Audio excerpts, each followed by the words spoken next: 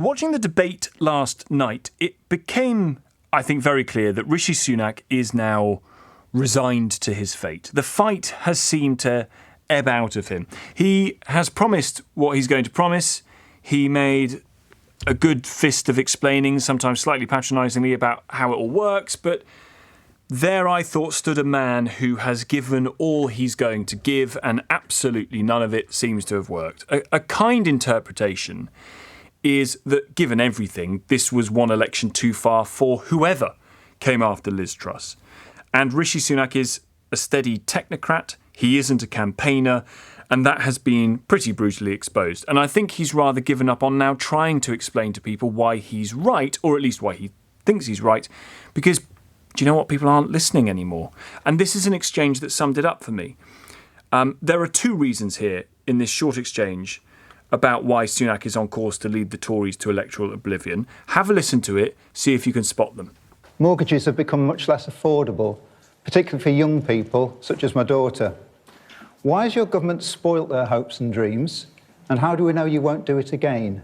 Actually, in our manifesto, there are a couple of things that will help your daughter, and hopefully you can tell her about them, or hopefully she's watching. One of them was stamp duty. So what I will do if we're re-elected is to abolish stamp duty for first-time buyers, like your daughter, buying homes up to £425,000. And to be honest, Mr Sunak, I don't think she was thinking of buying a house that expensive. No, it's up to, for everyone, up to that amount. And in that answer, I think you have the whole election, actually. The two things there I thought were, in the question that was asked of him by that gentleman, your government has removed the dream of people like my daughter of owning a home. Why didn't Sunak say, it's not my government, pal? The government that removed your dream of your child owning that was Liz Truss's government, and I had said from day dot that she was wrong, had said that what was going to happen was going to happen, and completely rejected everything she did, and have spent the last 18 months, frankly, trying to clear it all up. Would have been one way of doing that. It's not. Why did he accept responsibility, full responsibility for that? And then there was the answer, the scrapping stamp duty for first-time buyers. That promise that doesn't actually quite address the issue. Cutting stamp duty for first-time buyers is great, but only if you can get the deposit together. That's the real issue, isn't it? The real quiz is that the deposit is so expensive, people don't have the money to get one. House prices have gone through the roof, in part because we haven't built enough homes, or the government haven't built enough homes. So cutting stamp duty for first-time buyers, fine, but only if you can afford the money in the first place. But even when Sunak is outlining the policy, the scoffing begins because he said up to 425 grand.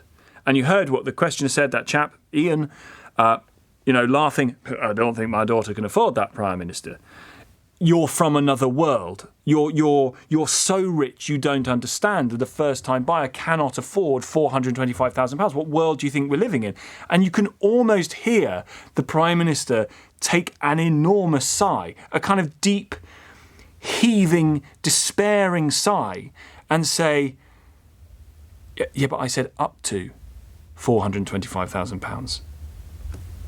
Up to, not at, up to £425,000. But it's too late because no one's listening. In part because they've heard it all before, in part because it doesn't actually deal with the issue, and partly because Sunak knows all that too and is spent. I thought he came across as done. A solid technocrat, probably the right person after Liz Truss, but was never going to be able to win this election. Compare his resignation with this. I think something new is going to emerge on the centre-right. I don't know what it's called. But do I think I'm capable of leading a national opposition to a Labour Party with a big majority where I can stand up and hold them to account on issues? Yes. Well, let's say it's called conform or whatever. So Yes. a merged party, you would be happy to lead a merged party?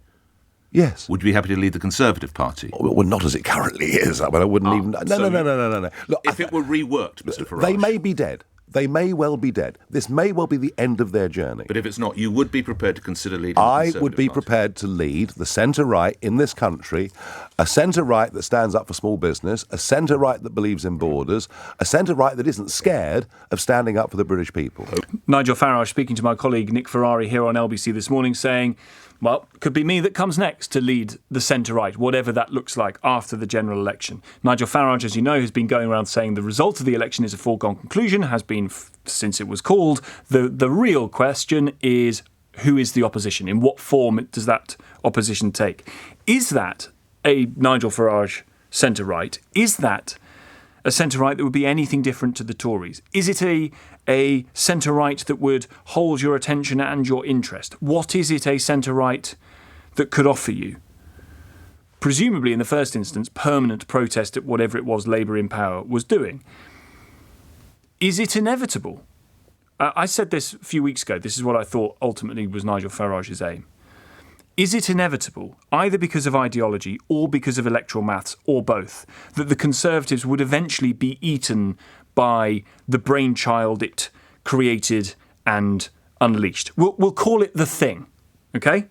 Cameron managed to keep the thing in its box, but the thing rattled around a bit and the box that the thing was in started to squeak open, so Cameron offered what he thought was a glass of poison in the form of the EU referendum, but the thing actually managed to gain strength from it. It grew bolder after it tasted the sweet liquor of victory in that referendum, and the thing got out of the box, and then the thing largely shaped Theresa May's premiership, turned puppet master and destroyed her. The thing was now pretty much in charge, certainly in the background, called on Boris Johnson.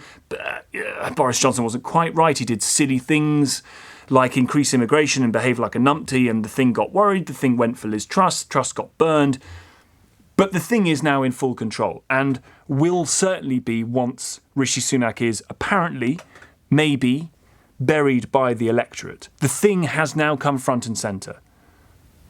And it was it not, an inevitability?